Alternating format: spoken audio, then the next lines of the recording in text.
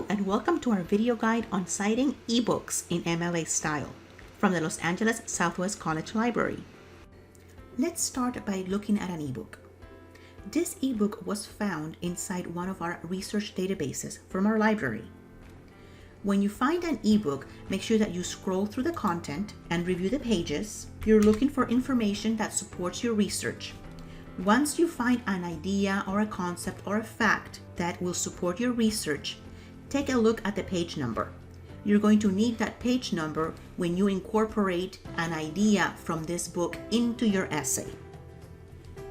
I also recommend that you take a look at the chapter, at the beginning of the chapter, to see if each chapter is authored or written by a different author. In this case, there's not a particular author for each of the chapters.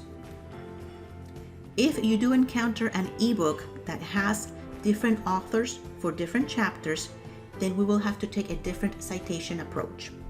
In this case, we don't have to worry about that, and it's a straightforward electronic book written by one author.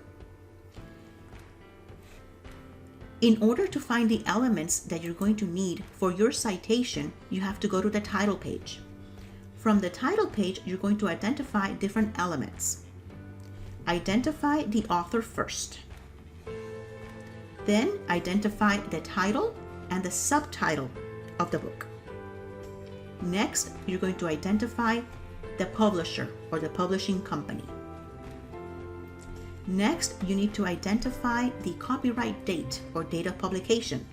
To do so, you scroll down the page and look at the copyright date. If a book has more than one copyright year, use the most current year for your citation.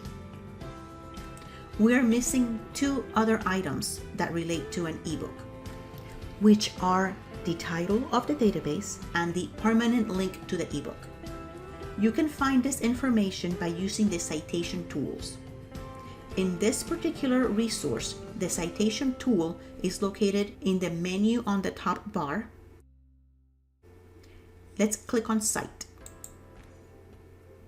This is going to give us the citations in many different styles. So scroll down until you reach MLA. This is the citation style according to this particular database. Use with caution. Many times it will contain errors. Let's examine the citation information provided to us from this tool. They start by listing the author. There is a problem. The author's last name needs to begin the citation. So in this case, we just have to move the last name first. And we can easily do that when we start putting the information into our Works Cited page. The next element is the title and the subtitle of the book. This is correct. They have it in italics and they have capitalized each of the major words, so they are using proper title capitalization. If a source is not following the proper capitalization for the title, do not copy the strange capitalization, but instead just capitalize each of the major words. Next, they are listing the publisher and the publication year in a regular font, and that is correct. Next, they are listing the title of the database as EBSCOhost in italics, and this is correct as well. Then they have placed a comma, and in regular font, they have listed the permanent link to this ebook. Use this link. Do not use the link from the URL bar from the top. You want to use the permanent link from the citation tool. Now that we have identified all of the elements that we need for the citation, let's go ahead and create it. I'm going to open up my Word essay and I'm going to scroll to the Works Cited page. I am going to begin the citation entry for this ebook by listing the last name of the author first, comma, space, then the first name and the initial. Then I'm going to end that with a period, add a space. Next, I am going to enter the title of the book and the subtitle of the book in italics. And I'm going to follow proper title capitalization rules.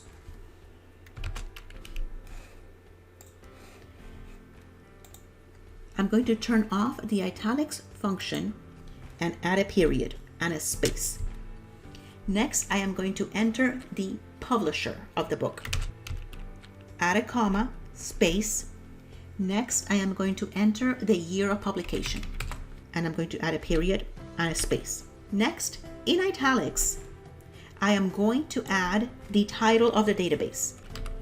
I'm going to turn off the italics function, and in regular font, I'm going to add a comma, space.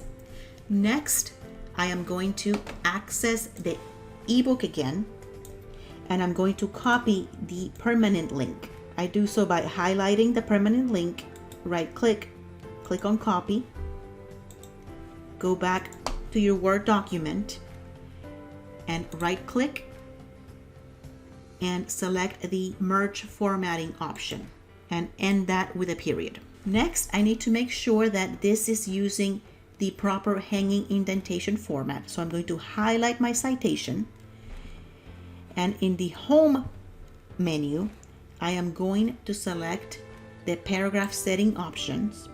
Under indentation, I'm going to go to the special menu and I'm going to select hanging. Then I'm going to make sure that spacing is set to 0 before and after, that line spacing is set to double, and that I need to check the don't add space between paragraphs of the same style, and I'm going to click on OK. Now my citation is complete. Then remember to go back into your essay and incorporate the citation or the idea from the book into your essay. You can do so by either paraphrasing the concepts or quoting, and just add the in-text citation. One approach that you could use for in-text citation is to use parentheses. Whenever you are quoting or paraphrasing an idea from your source, before you end the sentence, you will use parentheses, and you will list the last name of the author, space, and then the page number where the idea comes from. For more information about citations and in-text citations, navigate to our website from the college's webpage, which is lasc.edu. Scroll down, click on Library. From the landing page, scroll down and click on Library Home from the left navigation menu. When you're inside any of the library's pages, you can always find the citation information on the top navigation bar. Click on Citation, then under the citation box, click on MLA Style, review the information and look at the examples. For in-text citation, click on the in-text citation tab and click on the MLA in-text citation. Then look through the examples and follow the guidelines. For additional help, feel free to contact your librarians. Thank you for watching our video.